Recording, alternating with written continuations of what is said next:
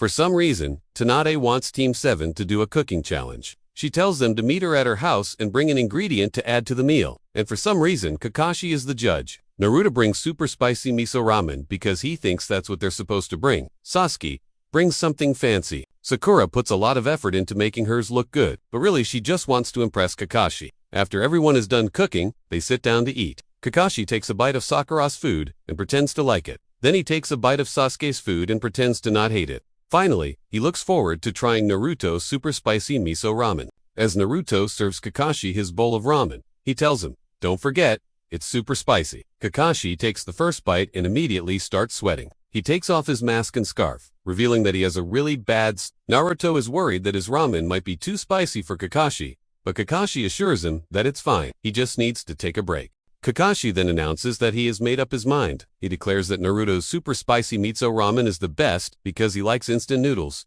Sakura and Sasuke are in disbelief. They started putting so much effort into their cooking, and it was all for nothing. Sakura dramatically throws her utensils down and stands up. Sasuke is ready to leave when suddenly Kakashi starts eating all of their food. Naruto is confused, but Kakashi doesn't have time to explain. He quickly eats all of the remaining ramen and then he takes a nap. No one dares to ask Kakashi why he chose Naruto's ramen or how he ate all of their food. Later on, back at the apartment, Naruto is happily eating his ramen while looking at a picture of him and Kakashi. Suddenly, Kakashi appears behind him and asks for some of his ramen. Naruto is confused because didn't Kakashi already eat all of their food?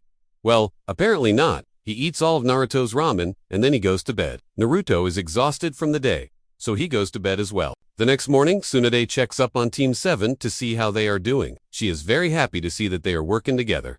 Then she leaves to go get some groceries. When she comes back, she sees that Kakashi is passed out on the floor with a half-eaten bag of groceries in his lap. She sighs and starts cleaning up the mess. As she is cleaning, she notices that the ingredients that she had bought were never used. She opens the fridge and finds a half-eaten bowl of ramen. As she is about to throw it away, she sees that there is a note attached to it. The note says, "To whoever finds this, I hope you enjoy my super spicy miso ramen." Naruto. Tsunade smiles and decides to make a new rule. From now on, whenever she wants to spend time with Team 7, she will make them cook for her. Hi, this is your host. Today's prompt is going to be a fun one. It's Kakashi's Genjutsu Prank Day.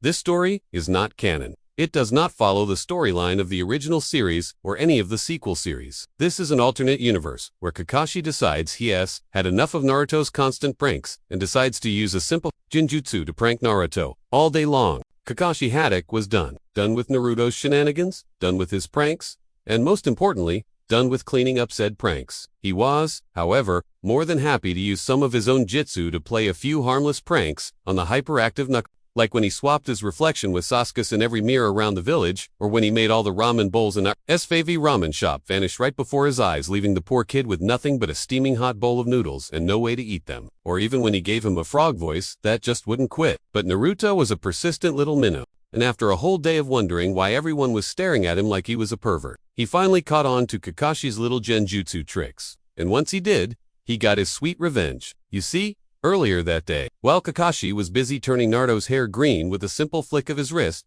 Naruto had stumbled upon Konohamaru's secret training grounds. And what Konohamaru and his little squad of Mogi and Udon were doing there was, well, a little scandalous. The boys were practicing the sexy jutsu, much to Naruto's shock and surprise. But they quickly caught on to Naruto's open-mouthed stare and chastised him for leering at them while they practiced. And so Naruto promised to keep their secret if they helped him get back a... They agreed. Of course, because Konohamaru had been wanting to use the sexy jutsu on Kakashi for quite some time now. So as soon as Kakashi took off his mask and revealed his rather distinguished good looks, Konohamaru and his squad jumped into action. The genjutsu hit home almost instantly. And if you've ever seen the effects of the sexy jutsu on anyone other than the intended target, then you know it was pretty much game over for Kakashi at that point. All he could do was watch in horror as Naruto and his little squad of ninja took turns ogling him while he was stuck in the tree with only one escape, which was, well, not exactly an option. And that escape plan involved a lot of glitter. Stay tuned for more.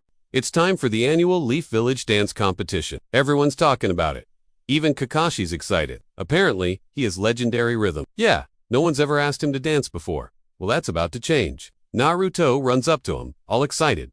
He wants Kakashi to be his dance partner. Oh, but Kakashi says he has to get something from the Hokage's office. Naruto decides to wait for him there. And what does Kakashi find in the Hokage's office? a giant pair of headphones, and a boombox. Classic Kakashi, still listening to old-school music. The two head over to the dance floor where everyone's already gathered. There's even a cheering squad made up of Team Guy. Mike Guy, you're such a good sport. Rock Lee, not so much. He wants to win those $5, even though he's never broken a sweat in his life. Kakashi puts on the headphones and drops a sick beat. But then Kakashi starts dancing, and it's like watching a cat try to figure out how to use a keyboard. What key is he trying to hit? Why is he moonwalking into a wall?